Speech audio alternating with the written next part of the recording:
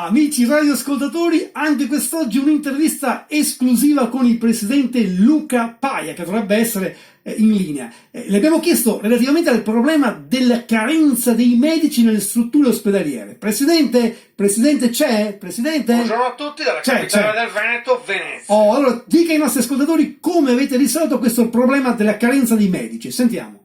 Beh, guardi, a questo proposito le devo dire che noi in Veneto abbiamo risolto egregiamente questo problema. In che modo però? In che modo? Noi abbiamo richiamato dalla pensione un sacco di medici che hanno lavorato una vita con dei risultati eccezionali. Come vanno questi nonnetti del bisturi? Sentiamo. Questi vanno benissimo. Va benissimo. Guardi, abbiamo costituito delle equip formidabili di ottantenni, novantenni, i quali operano divinamente. L'unica cosa è che lo devono fare a una condizione. Che condizione, scusi? La condizione è che il paziente deve rimanere sveglio e senza anestesia. Adesso mi pare un po' eccessivo, però insomma. Cosa vuole? Guardi, si tratta di medici che sono un po' anzianotti, è vero? Appunto, Quindi il paziente è bene che sia vigile e che parli con loro. Altrimenti questi rischiano magari di addormentarsi e fare dei casini pazzeschi.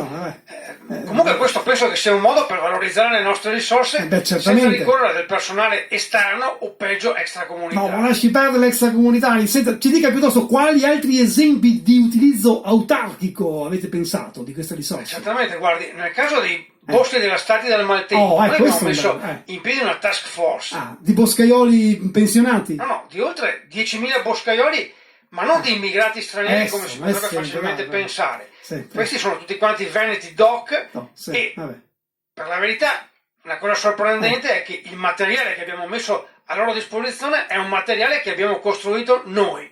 Ci faccio un esempio? Ma per esempio, guardi, tutte le seghe non vengono dall'estero, ma sono tutte seghe che ci facciamo noi con le nostre mani. Ma Presidente, guardi che la fraintendono, insomma.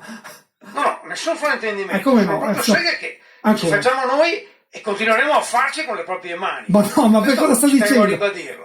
Allora, dica, cosa vuole dire alla fine? Ma io anche a questo proposito direi, ditemi voi se questa non è l'eccellenza. È la solita frase del Presidente, comunque lo ringraziamo. Grazie Presidente per essere stato con noi. Ciao a tutti amici ascoltatori, alla prossima!